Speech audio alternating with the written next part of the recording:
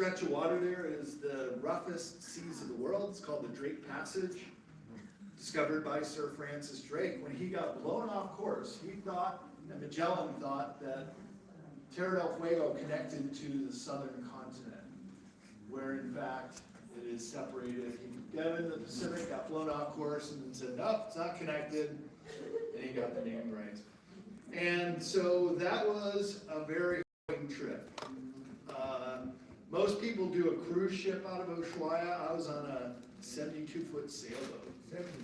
Yeah, it's about as long as this room. And it had a compartment in the front, waterproof compartment, so it was seaworthy.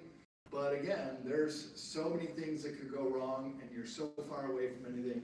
It was by far the hardest trip I ever took, and I got violently seasick for 3 days, couldn't eat for 7 days, and I think I lost about 25 pounds on that trip. So that was for a crash course diet. Even 50% of the people cruise ships over get seasick, so it's pretty unavoidable in those kind of swells. And boy, I'll tell you, after I got well enough, we had to take turns doing iceberg duty, because as you can see from the extent of the sea ice, it's starting to head into the Atlantic and the Pacific. And the extent of it is roughly what is known as the Southern Ocean. So when we got well, we had to take turns watching out, just more eyeballs on deck, looking out for icebergs. And sure enough, we did see a few, and we had to kind of navigate around. But when I was on the deck, I'm sitting below, and I just see these huge surges of waves.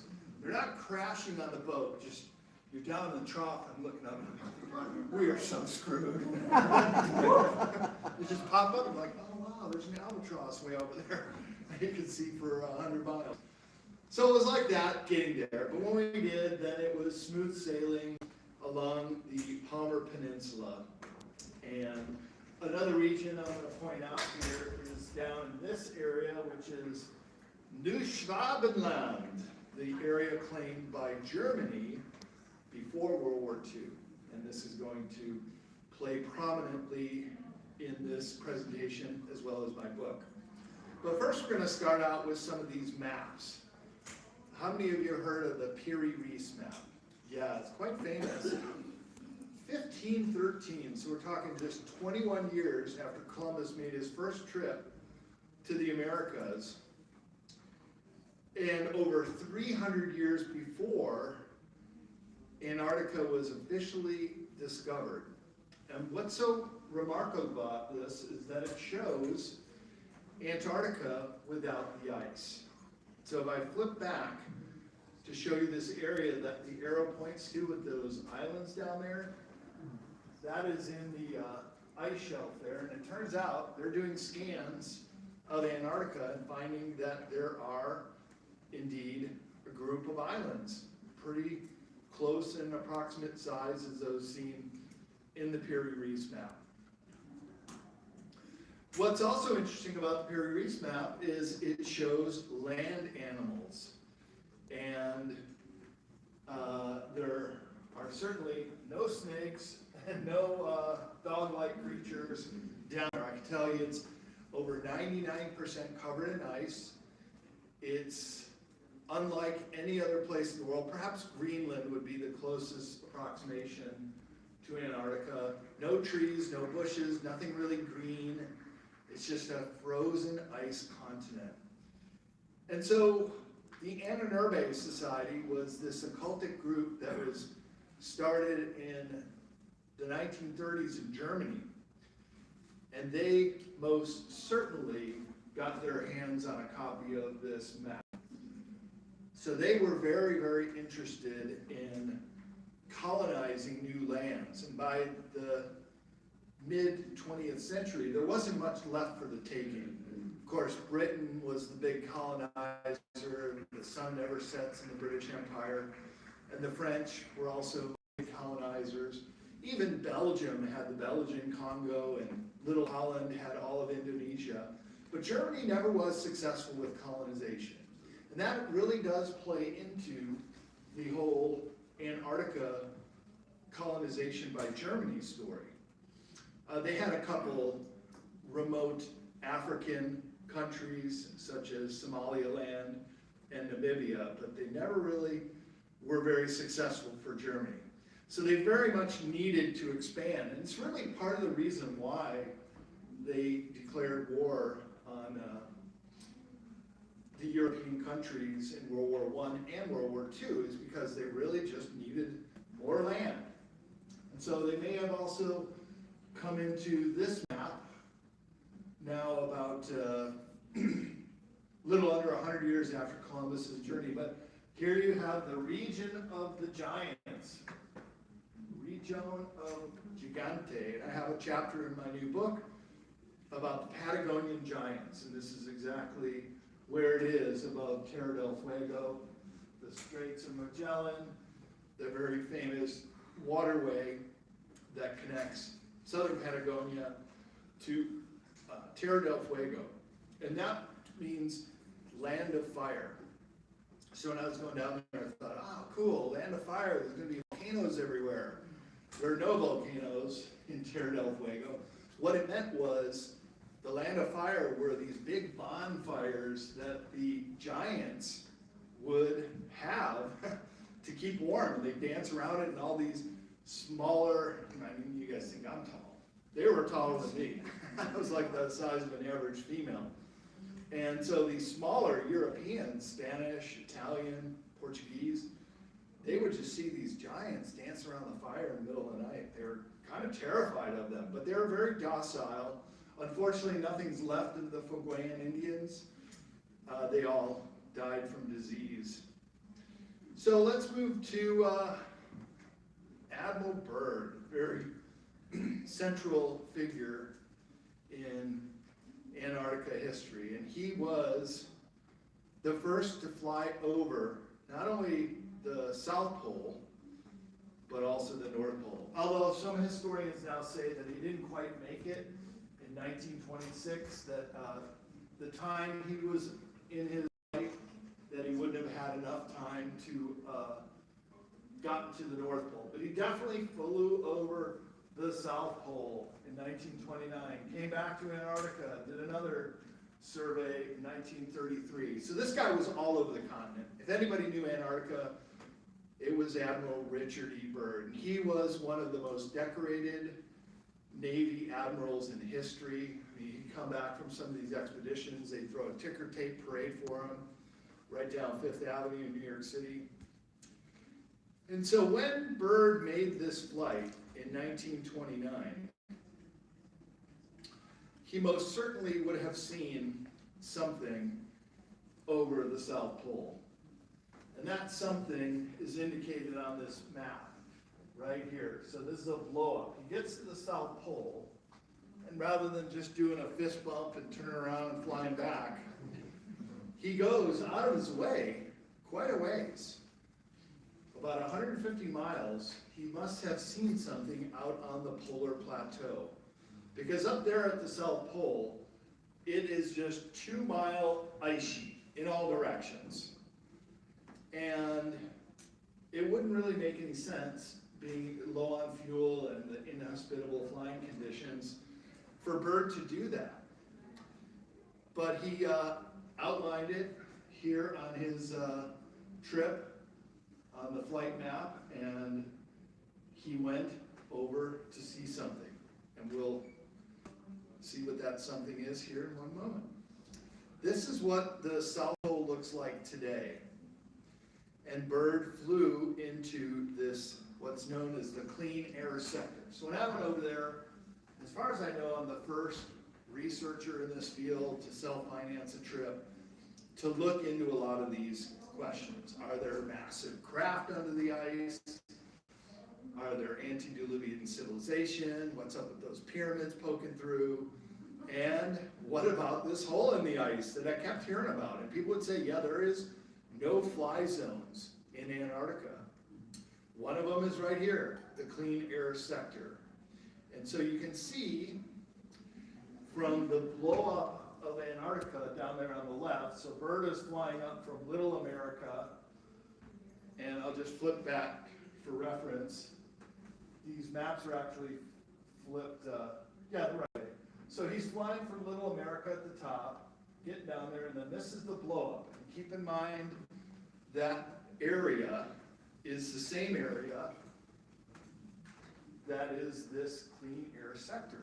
So Bert goes and flies over this area for about 150 miles, and now it is overflight below 2,000 meters, and overland transit is prohibited except for essential purposes, it says right there on the bylaws. You can fly to the South Pole. There's even another map in my book that shows like a camping area and places that people can go and go walk around the South Pole area. But that clean air sector is definitely prohibited. So I had the great opportunity to talk to Brian S., who is one of Linda Moulton Howe's whistleblowers. She was very instrumental in helping me with the research for this book and everything else. Brian S.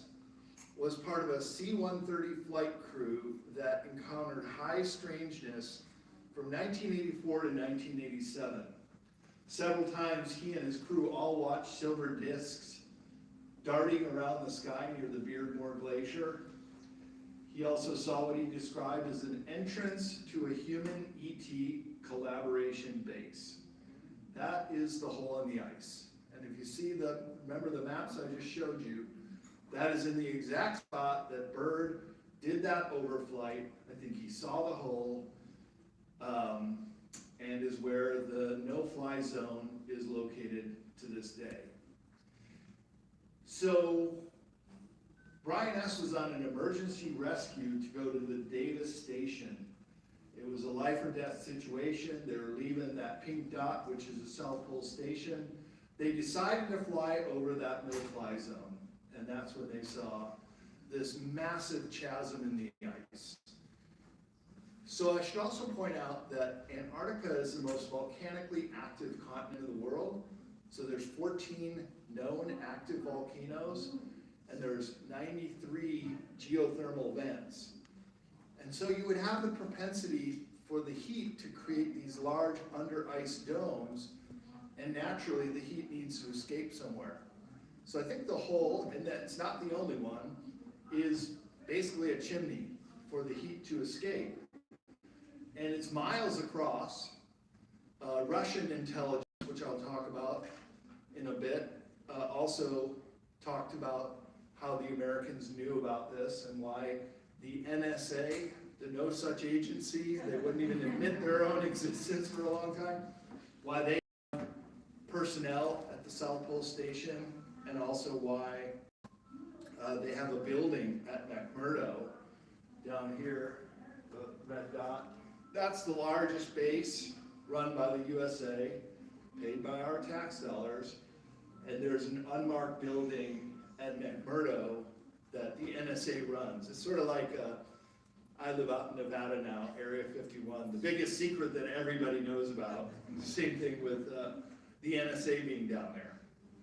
What are they down there for? What was the NSA set up for? Well, they were tasked to deal with anything UFO related. Okay, so there was a UFO crash.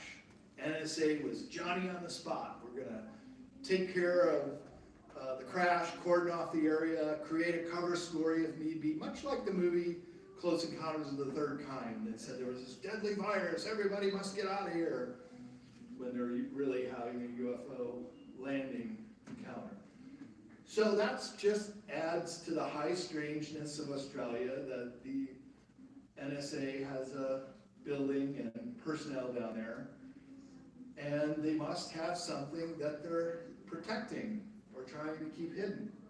And I think it's that hole in the ice. And Brian would agree as well. Brian S. also told me that this whole notion of a no-fly zone in the clean air sector is totally bunk. Because when they did their emergency flight, he was looking for it. He's like, boy, there's no buildings, there's no monitoring stations, there's no equipment on the ice. He said it's just a cover story for the hole in the ice. So I asked him a little further about the hole in the ice, and he said that it's about 50, 70 miles outside of the South Pole, so even if you were at the South Pole, you wouldn't be able to see it. But there were snowmobile and cat tracks, like the way they groom a ski mountain, that headed out there, and when they get to the hole in the ice, they corkscrew down. So there's actually road access down there. But if you went on Google Earth, you'll not find it. I've tried many a times. They certainly selectively give us what they want us to see and then hide what they don't want us to see. Sometimes they're really sloppy too. It's just like a Photoshop overlay. Big white triangle. And they don't even attempt to match the contours of the area. So when Brian S. returned on the return flight, coming back to the South Pole, and everybody, of course, on the plane saw it. They said, let's take another look. So they're heading back to South Pole.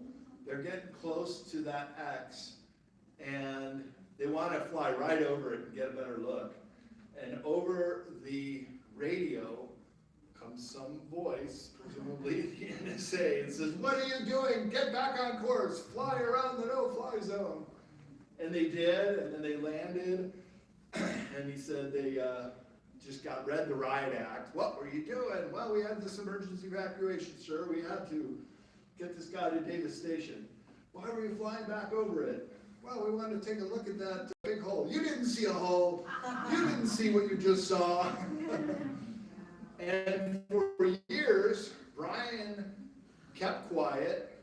It wasn't until Contact in the Desert, I happened to have been a speaker down there about 10 years ago, and he met with Linda Moulton Howe, and this is something also that gets really strange. This is how you can tell what he knows, and what he was saying to Linda was very, very important, because they decided to meet at a Mexican restaurant in near Joshua Tree in the Yucca Valley there, and they're having dinner, and then they walk out to their cars, they're still talking about everything, and they're just in the parking lot of this Mexican restaurant. And that's when Brian says a few things that must have been very sensitive, because when he gets home, he gets a call and said, we don't appreciate you talking to Linda about these things. And they could recite the conversation to him. So they were able to listen to their conversation in a parking lot, somehow above or around or off their cell phone, I don't know. And that kind of creeped them both out. But Linda, as fearless as she is, like, hey, we're going ahead with this interview and this story.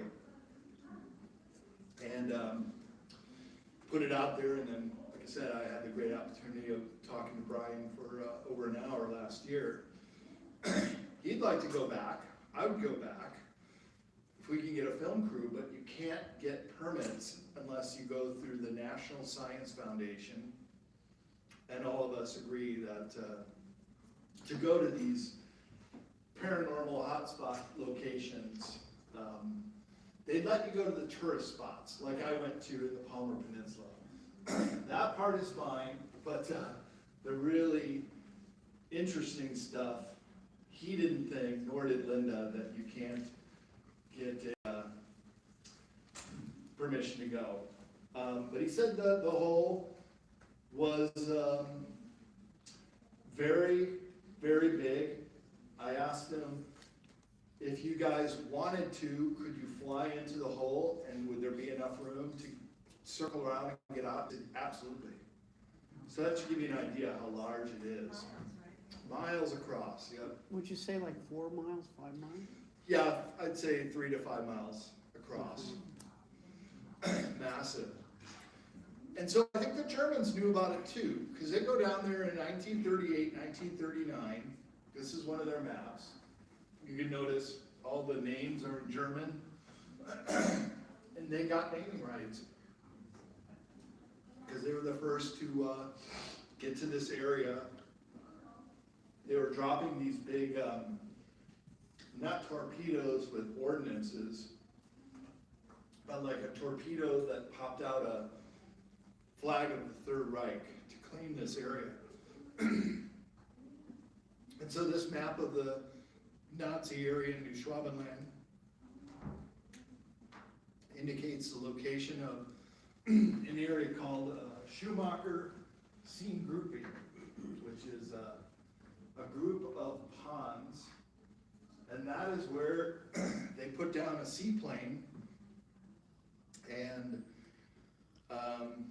several of the people left to go find this opening entrance. Some of us think it was a defunct reptilian base that was donated to them, because all of a sudden they got a place to go. They weren't really on the surface, because this is what it looks like on the surface. And these lakes never freeze because this is a geothermically active area. There are still 2 research stations, one Indian, one Russian, and this is what they call an Antarctic oasis. And that's what you can see on Google Earth. And this is pretty huge too. The Nazis were utterly fascinated with inner Earth, including Agartha, the land of advanced races. And so many senior officers believed in the hollow Earth theory, proposing that the planet Earth is entirely hollow or contains a substantial interior space, an atmosphere, inverted gravitational forces, and a selection of uniquely evolved animals and plants which are heated by an interior spinning molten sun or black sun made of liquid lava rock. I don't even know how to wrap my head around that, so I'm not proposing this, but I'm just saying they were super interested in finding an entrance to inner Earth. And so this hollow Earth theory was proposed by astronomer and leading scientist Edmund Halley, who discovered Halley's Comet. And all these people in the 19th century believed there were advanced races of people living down there. So let's define our terms. What is hollow Earth? Okay, could it be this entire area inside the Earth is somewhat hollow? Thank you. Yeah, I got it in my throat. Thank you. Or could it just be under the ice is hollow Earth? Or in the cave systems or the deep underground military bases. I guess technically that's all inner Earth. So the Nazis were super interested in all this, and they did several expeditions to Tibet. So remember the movie 7 Years in Tibet? Thank you. How many of you seen that with Brad Pitt? So he played the role of this guy named Ernst Schaefer. Of course, in the movie they didn't show any of that. But immediately following Ernst Schaefer's 1938 excursion to Tibet, the Germans set off to make a base in Antarctica. It's like they couldn't waste enough time. And they came back with this. And I think that's just kind of like an interesting mandala. Cool design. But the Germans saw that that was the Tibetan model for inner Earth. Germans didn't just set up any base, but on knowledge and directions from the Soviet secret police agency, NKVD, found that the Germans were collecting this material as early as the 1920s. And that's what set up the Ahnenerbe Society. Antarctica Society is very interesting because it's the only state-sponsored occultic research group in modern history that was funded and supported by the government. And it came and went with the Third Reich. Their Supreme Command decided to handle this case, that is the Russians, and understand what exactly the Germans found down there. So when Germany fell, the Russians were the first to get to Berlin, and they got the lion's share of these documents. And you can see the German writing on it. This from the Antarctica Society, and then the English interpretation, and what the Germans interpreted these Tibetan maps to be. They also found these runic maps of Inner Earth, which came from Tibet.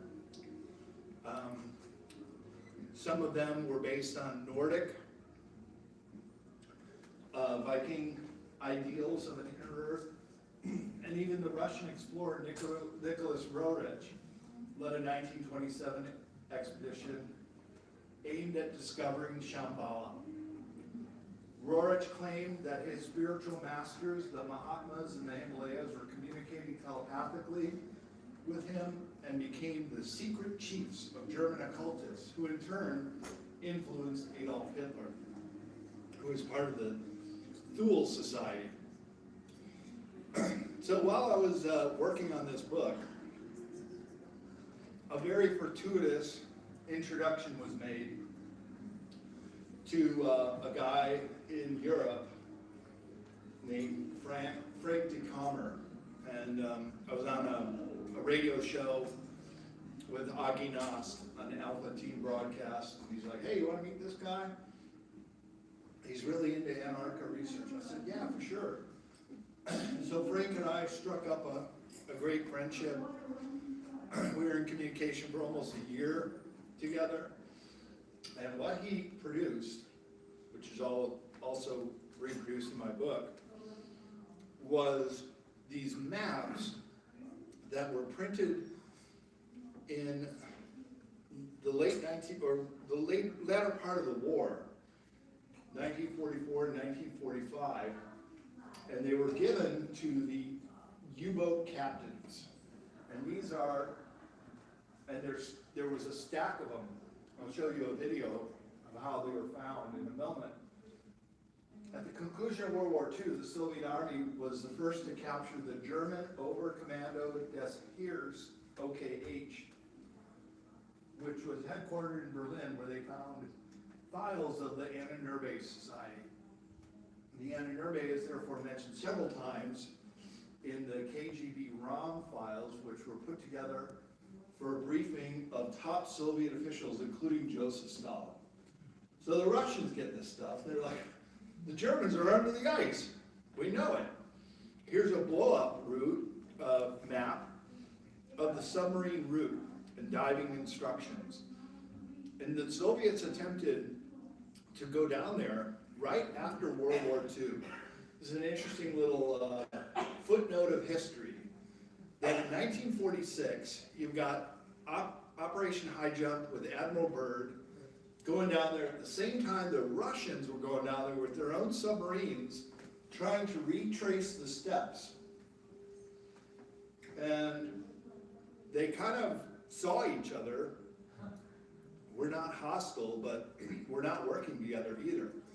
So they're all going down there to find out what the Germans were up to, and both leaving with somewhat disastrous results. For example, the Soviets tried to follow this sea route of the submarines, and when they got to that choke point under the ice, they were met with submersibles. They don't know who they were, but the Soviets got turned away. They didn't lose any subs, but that's not the case with Admiral Byrd and High Jump, which we'll get to in a moment. But these maps certainly have the provenance of authenticity. They're all signed and numbered. They're stamped by the Third Reich. Each one is unique in that way, different numbers. And the Soviets later confirmed the given coordinates of the German U-boat routes under the ice from the KGB ROM files from the research of the Anna Nerbe. Besides the precise location, they refer to their own Soviet naval underwater mission to the same place, where they were met with submersibles that forced the Soviets to abort their mission and turn back. So this is Nicholas Sabatin. He's the guy that came out with these maps. Let me see if we'll get this to play. These guys are already having fun. They're actually a log house. We took a special photo of this to show that this is not just one